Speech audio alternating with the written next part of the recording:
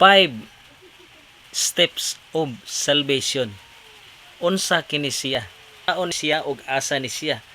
Kini makita sa Biblia. Atong basahon kung unsay buhaton sa kaluwasan. Tuo lang ba? Wala na ba'y buhaton? Wala na ba'y paminahon? Ang Biblia direktang nagpamatuod nga kun maminaw sa magwali. Muna'y magbasa diya sa Romans 10 chapter 17 nga ang pagpaminaw sa maayong balita mahitungod sa wali. Sa mga magwawali.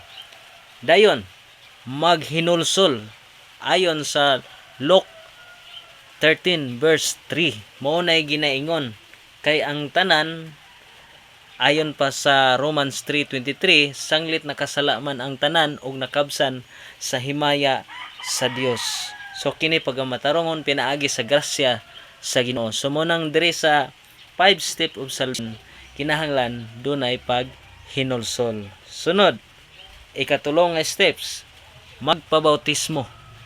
Marcos 16:16.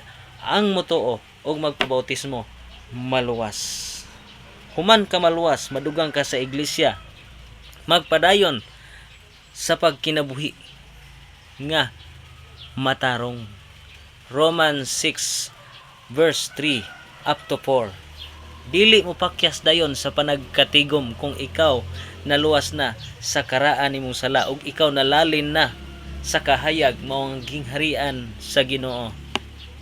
Hebrew chapter 10 verse 25 up to 26.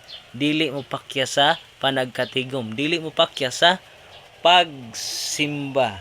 So, sunod, matubang sa buluhaton sa Ginoo. Magmadagayaon sa buluhaton sa Ginoo kung ikaw giluwas na, ana-ana sa sulod sa iglesia, ana-ana ka sa puder sa Ginoo, ana-ana ka sa sulod sa lawas sa Ginoo, magpadayon sa maayong buluhaton. 1 Corinthians chapter 15 verse 58. Sunod, tudluan na dayon sa mga tanan nga gisugo sa Ginoo Jesus. Tudluan na dayon ayon sa Matthew chapter 28 verse 18 up to 20. Magpadayon og tudloan na dayon sa tanang tudlo sa mga apostolis gikan. So naa sa Biblia. Matubang sa buluhaton, magpaabot nga malatuayon sa pagbalik ni Kristo nga mao ang atong dakong Dios ug manluluwas. Tito chapter 2 verse 13. Dako nga kaluwasan nga atong Dios ug bugtong nga si Ginoong Hesus Kristo. Kini ang Church of Christ, kini ang iglesia nga nagatuo nga si Kristo dakong Dios ug manluluwas. Salamat. Maayong hapon kanatong tanan.